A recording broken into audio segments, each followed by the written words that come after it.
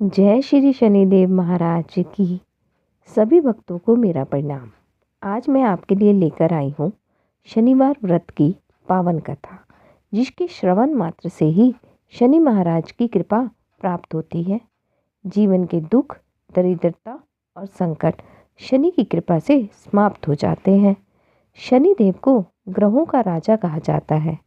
भगवान भोलेनाथ ने इन्हें न्याय के देवता की उपाधि दी है। शनिदेव को बहुत जल्दी क्रोध आता है। इसी क्रोध की वजह से पिता सूर्य से इनकी नाराजगी बनी रहती है। इनके क्रोध से सभी बचने की कोशिश करते हैं, वरना व्यक्ति पर मुसीबतों का पहाड़ टूट पड़ता है। इसीलिए इन्हें प्रसन्न करने के लिए शनिवार व्रत रखा जाता है। व्यक्ति शनि दोष से बचने और उन्हें शांत रखने के लिए अनेक उपाय करता है। शनि कृपा से व्यक्ति को सुख और वैभव की प्राप्ति होती है। जो लोग शनिवार का व्रत करते हैं, उनको पूजा के समय शनिवार व्रत कथा का श्रवण जरूर करना चाहिए। एक समय स्वर्गलोक में सबसे बड़ा कौन के प्रश्न पर 9 ग्रहों में वाद विवाद हो गया। विवाद इतना बड़ा कि परस्पर भयंकर युद्ध की स्थिति बन गई। निर्णय के लिए सभी देवता देवराज इंद्र के पास पहुंचे और बोले, हे देवराज, आपको निर्णय करना होगा कि हम में से सबसे बड़ा कौन है। देवताओं का प्रश्न सुनकर देवराज इंद्र उलझन में पड़ गए। इंद्र बोले, मैं इस प्रश्न का उत्तर देने में असमर्थ हूँ। हम सभी पृथ्वीलोक में उज्जैनी नगरी में राजा विक्रमादित्य के पास चलते हैं। देवराज इंद्र सहित सभी ग्रह उज्जैनी नगरी पहुँचे। महल में पहुंचकर जब देवताओं ने उनसे अपना प्रश्न पूछा, तो राजा विक्रमादित्य भी कुछ देर के लिए परेशान हो उठे, क्योंकि सभी देवता अपनी अपनी शक्तियों के कारण महान थे। किसी को भी छोटा या बड़ा कह देने से उनके क्रोध के प्रकोप से भयंकर हानि पहुंच सकती थी। अचानक राजा विक्रमादित्य को एक उपाय सूझा। उन्होंने विभिन्न धातुओं स्वर्ण, रजत, कांसा, ताम्र, सीसा, रागा, जस्ता, अभ्रक व लोहे के 9 आसन बनवाए। धातुओं के गुणों के अनुसार सभी आसनों को एक दूसरे के पीछे रखवाकर उन्होंने देवताओं को अपने अपने सिंहासन पर बैठने को कहा। देवताओं के बैठने के बाद राजा विक्रमादित्य ने कहा, आपका निर्णय तो स्वयं हो गया। जो सबसे पहले सिंहासन पर विराजमान है, वही सबसे बड़ा है। राजा विक्रमादित्य के निर्णय को सुनकर शनि देवता ने सबसे पीछे आसन पर बैठने के कारण अपने को छोटा जानकर क्रोधित होकर कहा, राजा विक्रमादित्य, तुमने मुझे सबसे पीछे बिठाकर मेरा अपमान किया है। तुम मेरी शक्तियों से परिचित नहीं हो। मैं तुम्हारा सर्वनाश कर दूंगा। शनि ने कहा, सूर्य एक राशि पर 1 महीने, चंद्रमा 2.25 महीने, मंगल 1.5 महीने, बुध और शुक्र 1 महीना, बृहस्पति 13 महीने रहते हैं। लेकिन मैं किसी राशि पर 7.5 वर्ष अर्थात 7.5 तक रहता हूँ।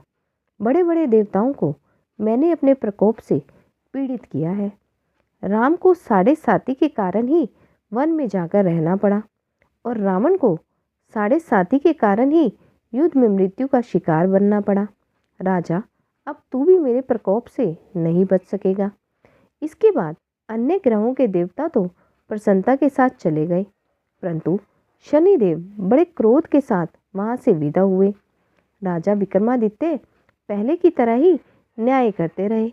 उनके राज्य में सभी स्त्री पुरुष बहुत आनंदित से जीवन यापन कर रहे थे। कुछ दिन ऐसे ही बीत गए। उधर शनि देवता अपने अपमान को भूले नहीं थे।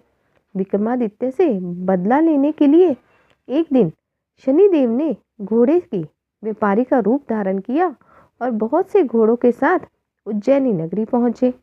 राजा विक्रमादित्य ने राज्य में किसी घोड़े के व्यापारी के आने का समाचार सुना तो अपने अश्वपाल को कुछ घोड़े खरीदने के लिए भेजा। घोड़े बहुत कीमती थे। अश्वपाल ने जब वापस लौटकर इस संबंध में बताया, तो राजा विक्रमादित्य ने स्वयं आकर एक सुंदर व शक्तिशाली घोड़े को पसंद किया। घोड़े की चाल देखने के लिए राजा उस घोड़े पर सवार हुए तो वह घोड़ा बिजली की गति से दौड़ पड़ा। तेजी से दौड़ता घोड़ा राजा को दूर एक जंगल में ले गया और फिर राजा को वहां गिराकर जंगल से कहीं गायब हो गया। राजा अपने नगर को लौटने के लिए जंगल में भटकने लगे, लेकिन उन्हें लौटने का कोई रास्ता नहीं मिला। राजा को भूख प्यास लग रही थी। बहुत घूमने पर उन्हें एक चरवाहा मिला। राजा ने उससे पानी मांगा। पानी पीकर राजा ने उस चरवाहा को अपनी अंगूठी दे दी। फिर उससे रास्ता पूछकर वह जंगल से निकलकर पास के नगर में पहुंचा। राजा ने एक सेठ की दुकान पर बैठकर कुछ देर आराम किया। उस सेठ ने राजा से बातचीत की तो राजा ने उसे बताया कि मैं उज्जैनी नगरी से आया हूँ। राजा की कुछ देर दुकान पर बैठने से सेठ जी की बहुत बिक्री हुई। सेठ ने राजा को बहुत भाग्यवान समझा और खुश होकर उसे अपने घर भोजन के लिए ले गया। सेठ के घर में सोने का एक हार खूंटी पर लटका हुआ था। राजा को उस कमरे में छोड़कर सेठ कुछ देर के लिए बाहर गया। तभी एक आश्चर्यचकित घटना घटी। राजा के देखते देखते सोने के उस हार को खूंटी निकल गई। सेठ ने कमरे में लौटकर हार को गायब देखा तो चोरी का संदेह राजा पर ही किया, क्योंकि उस कमरे में राजा ही अकेला बैठा था। सेठ ने अपने नौकरों से कहा कि इस परदेसी को रस्सी से बांधकर नगर के राजा के पास ले चलो। राजा ने विक्रमादित्य से हार के बारे में पूछा तो उसने बतलाया कि उसके देखते ही देखते खूंटी ने हार को निगल लिया है। इस पर राजा ने क्रोधित होकर चोरी करने के अपराध में विक्रमादित्य के हाथ पांव कटवाने का आदेश दे दिया। राजा विक्रमादित्य के हाथ पांव काटकर उसे नगर की सड़क पर छोड़ दिया गया। कुछ दिन बाद एक तेली उसे उठाकर अपने घर ले गया और उसे अपने कोहलू पर बिठा दिया। राजा आवाज देकर बैलों को हाँकता रहता। इस तरह तेली का बैल चलता रहता और राजा को भोजन मिलता रहता। शनि के प्रकोप से 7.5 पूरे होने पर वर्षा ऋतु आरंभ हुई। राजा विक्रमादित्य एक रात मेघ मल्हार गा रहा था। तभी नगर में राजा की लड़की राजकुमारी मोहिनी रथ पर सवार उस तेली के घर के पास से गुजरी। उसने मेघ मल्हार सुना तो उसे बहुत अच्छा लगा और दासी को भेजकर गाने वाले को बुला लाने को कहा। दासी ने लौटकर राजकुमारी को अपंग राजा के बारे में सब कुछ बता दिया।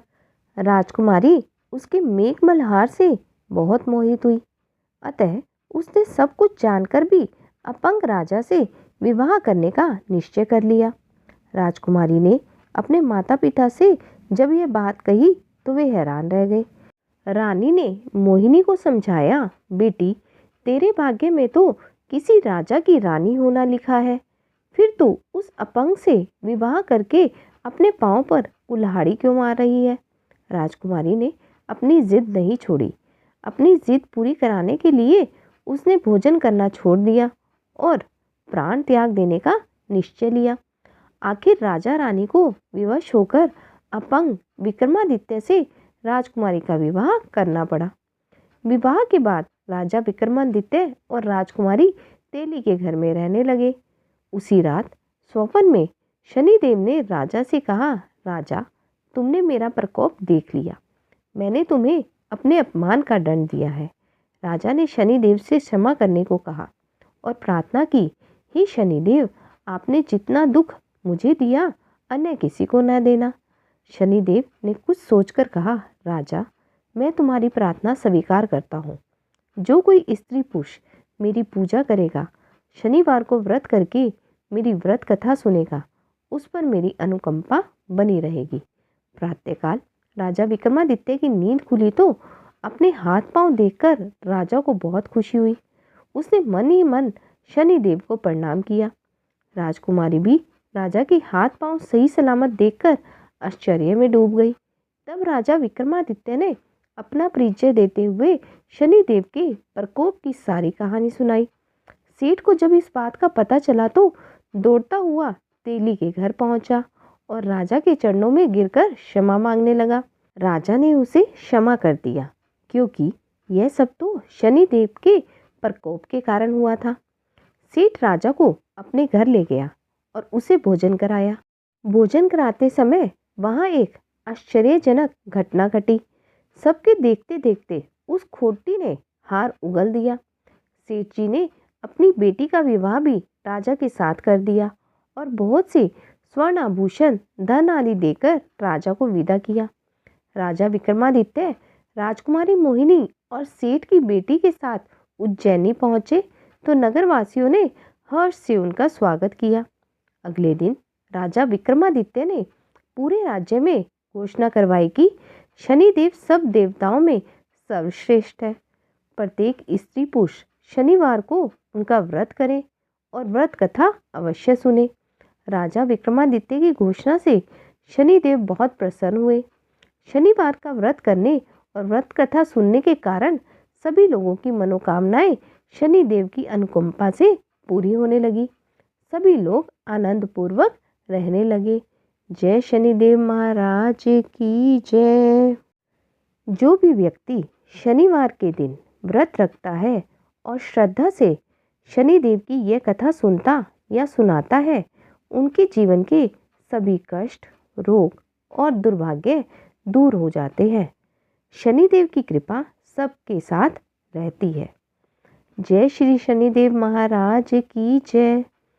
आप सभी पर शनिदेव की कृपा सदैव बनी रहे। धन्यवाद।